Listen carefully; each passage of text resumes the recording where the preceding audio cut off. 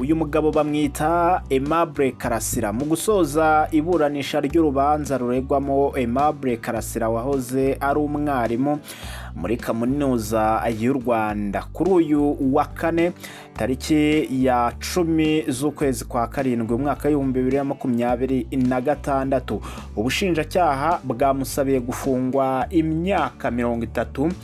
Hanyuma we ahawe umwanya yavuze ko asaba imbabazi umuryango nyarwanda ndetse n'ababa barakomerekejwe n'amagambo yavuze. Aimable Karasira ashinjwa ibyaha birimo guha ishingiro jenoside, kutagaragaza inkomoko yemewe n'amategeko y'umutungo w'amafaranga bamusanganye, ndetse kandi akaba akurikiranyweho kuvuga amagambo yo kwangisha rubanda ubutegetsi buriho ndetse no guteza imvururu muri rubanda ndetse n'amacakubiri.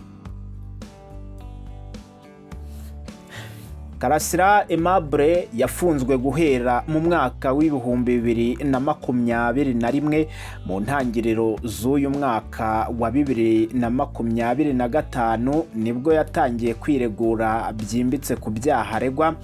Ibyaha byose akaba abihakana. Urubanza rwa Karasira Aimable ni rumwe mu zagarutsweho cyane mu butabera mu Rwanda kuva uyu Karasira Aimable yafungwa.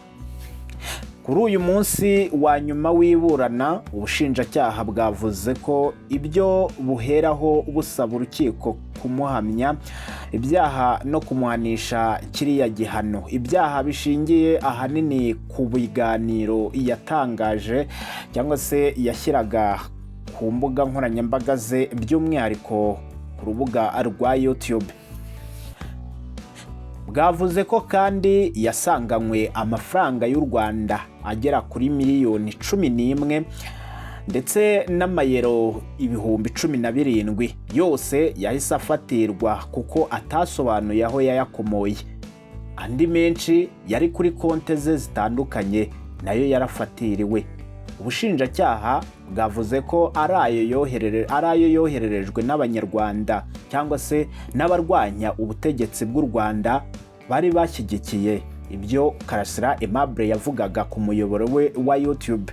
Mu yandi magambo, bari abafana be bamukurikira cyane ku mbuga nkoranyambaga ziwe, bakomeza kugenda bumva ibyo avuga, hanyuma mu kumushyigikira bakamwereza ayo mafaranga angana na miliyoni 11 z'amafaranga y'u Rwanda ndetse n'amayero 17,000 byose. Ubushinjacyaha bwavuze ko busabira Karasira gufungwa imyaka 30 yose nihazabu ya miliyoni 52 z'u Rwanda, 32,000 by'amadolari ya Amerika ndetse n'ibihumbi 17 by'amayero. Ubwo ayo mafaranga yose hamwe akazaba angana n'ihazabu ya hafi miliyoni 130 z'amafaranga y'u Rwanda. Abunganira Karasira banenze ubushinjacyaha ko kuri uyu munsi wa nyuma wo gupfundikira urubanza bwazanye ibimenyetso bishya byo gushinja umukiriya wabo. Abunganira Karasira Aimable kandi bavuze ko babona adahamwa n'ibyaha aregwa kandi ko bizeye umwanzuro urukiko ruzatangaza. Mbere yo gusoza, Karasira Aimable nawe yahawe umwanya ubwo yagarukaga avuga ati, umuntu waba yarakomerekejwe n'amagambo navuze akayumva ukundi ndetse n'umuryango nyarwanda, nkaba mvuze ngo ndasaba ikigongwe uwo byakomerekeje wese. Karasira Aimable yavuze ko ibyo abikoze kugira ngo aruhuke ku mutima, aho yagize ati, umunyarwanda wese yumve ko njyewe ntafite intego yo gucamo abantu ibice ndetse no guhakana jenoside kandi nzi neza ingaruka yangizeho. Karasira Aimable kandi yavuze ko yizeye ibyo urukiko ruzagena kandi azabyemera. Urubanza rwe ubu rupfundikiwe, urukiko rwavuze ko ruzasoma umwanzuro tariki ya 30 z'ukwa 9 2025.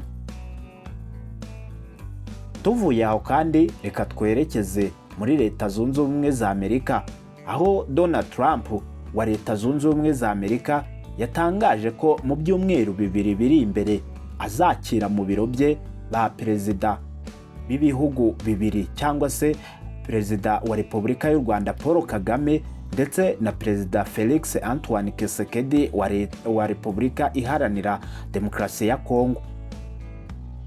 Abakuru b'ibihugu byombi bazakirwa muri Maison Blanche cyangwa se White House nyuma y'amasezerano y'ubufatanye u Rwanda na Repubulika Iharanira Demokarasi ya Kongo byasinye kuwa 27 Kamena. Donald Trump mu kiganiro yaraye agiranye n'abanyamakuru yavuze ko ariya masezerano agomba gushyira iherezo ku ntambara, avuga ko u Rwanda na Repubulika Iharanira Demokarasi ya Kongo byari bimazemo imyaka 30.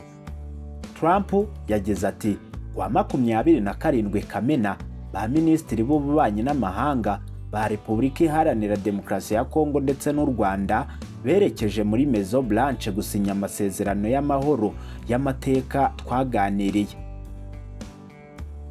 Trump kandi yakomeje agira ati bari bamaze imyaka 30 barwana, habaye impfu miliyoni 7 ndetse bemeza ko imibare nyayo iri hejuru cyane kurenza iyo, ari amakimbirane maremare kandi akomeye.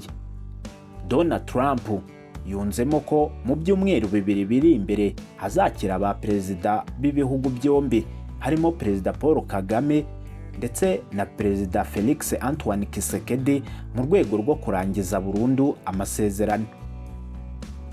Amasezerano akaba yarasinywe kwa 27 Kamena asaba Kinshasa gushyira iherezo ku mutwe w'iterabwoba wa FDLR. Aya masezerano kandi ateganya ko u Rwanda na Repubulika Iharanira Demokarasi ya Kongo bigomba kugira ubufatanye mu by'ubukungu, by'umwihariko ku bijyanye n'amabuye y'agaciro.